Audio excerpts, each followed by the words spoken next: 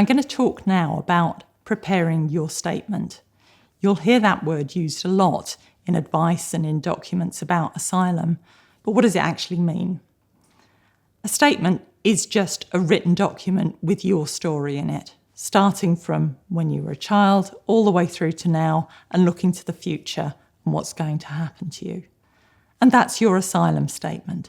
It deals with all of your life, all of your details, and it deals with the fear that you have about being sent back to your own country. Remember, that's what we say when we're claiming asylum. It's really important that it is a written document. You may be giving your statement to the Home Office to explain about your case in more detail. But almost more important than that, it's your way of getting clear in your own mind what's important, what's relevant, what's happened to you, so that you're prepared when you have your asylum interview.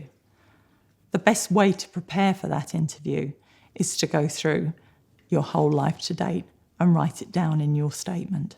When you write your statement, and hopefully you'll be writing it with the help of your lawyer, you need to be as open as possible.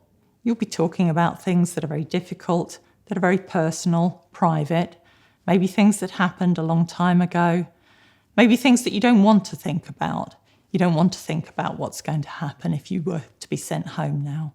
You need to be detailed. You need to explain what happened, how it happened, why it happened, and you need to be explaining at every stage how you felt about things. And all those things are really important because if someone's going to believe you when you tell your story, it has to be your story in detail. Your asylum case is going to be decided by a Home Office official. And in order to take that decision, they're going to have to understand what it means to be you and to live your life and to believe you that you're telling the truth. So it's really important that your statement sets out all that information so that they can understand what it is to live your life in your country. So what format do we use for this? It can be very simple. It has to be written, and you need to start at the beginning. And start with the easy things like who you are, where you were born, who your family is, where you went to school, whether you worked when you were in your own country. The nice, simple biographical details. Those things you get down on paper and it makes it easy because you've then started.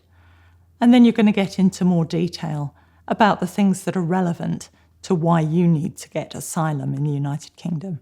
If you've got access to a word processor, obviously it's much easier if it's word processed. You can change it, you can update it, you can correct it, you can put things in the right order so that they all happen in the date order that they occurred in. But if you don't have that, and if you don't have a lawyer helping you yet, then do it handwritten. That's fine. It all helps. How long should your statement be? Well, it needs to be as long as your life. You're telling your life story and you're explaining your sexual orientation or your gender identity. That's something really personal and really difficult to talk about. And so the chances are that statement's going to be quite long. If it's really short, then you haven't probably put in enough detail. The statement's probably going to need to end up being in English, but if that isn't your first language, or if you're not confident about writing or speaking in English, then start off doing the preparation work in your own language, because it'll help you later when you're explaining yourself through an interpreter or when your English is better.